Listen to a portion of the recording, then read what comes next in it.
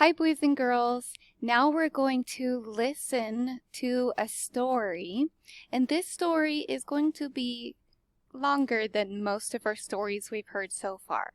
So at any point when you feel like you need a wiggle break, pause the video, go take your wiggle break, and then when you're ready, come back and press play and finish the rest of the story, okay? Today, the story is going to be about the ugly duckling. This story is a tale. That means that it is not true. It's a story that is made up to teach a lesson, to help us in our lives to make good choices, okay? While you're listening to this story, I want you to think about something that you want to tell me that you heard in the story, okay? Are you ready? Here we go. The ugly duckling. Mother Duck sat on her eggs. She waited and waited, and suddenly something moved. The eggs were beginning to hatch. One by one, the ducklings pushed out of their shells. One by one, they looked at their mother for the first time. Mother Duck looked at them too. Most of the ducklings were small and yellow and fuzzy, but one duckling looked different. What color is he? Gray, that's right. And his neck was long, and he was bigger than the other ducklings. "I have never seen a duckling like you, my dear," Mother Duck said. "You are certainly different, but I love you just the same."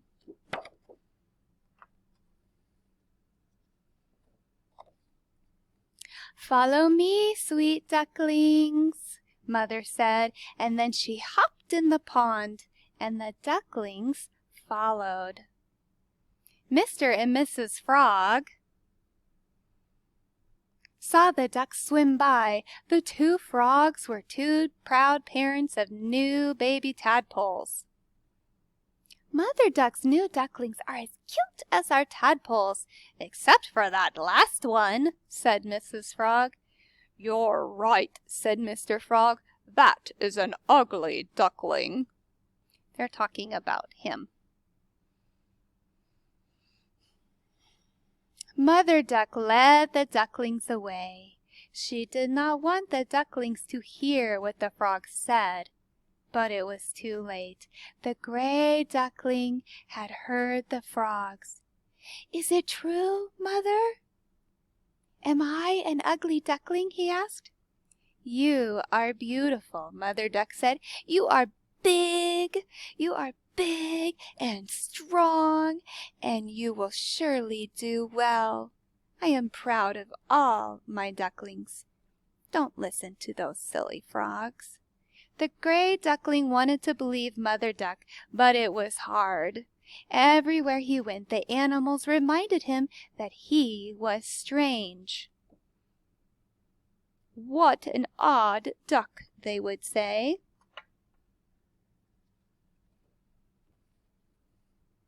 The gray duckling was sad. The other ducklings never invited him to play with them. He was alone. That night, while the duck family was sleeping, the gray duckling quietly wandered away. He floated down a stream. He saw many new places. He gathered information about other animals and the world around him. But this did not help him. He still felt alone. He's by himself. Then one day he saw a group of beautiful white swans with long necks flying up in the sky. "What beautiful birds," thought the gray duckling. "If only I could fly away, maybe I could find a home where I belong." The air grew chilly as fall came, and then it was winter, and the ponds and streams froze. The gray duckling was hungry and very cold. At last, winter became spring, and one day the duckling saw several beautiful white swans splashing in a distant pond. They were the same birds with long necks he had seen flying months before. "I want to play and swim too," he thought. "I don't want to be alone any more." The duckling stretched out his wings. He felt stronger and bigger than before. Without even trying, he flew into the air, and it felt wonderful to fly. The duckling flew to the pond, and the white swans gathered around him.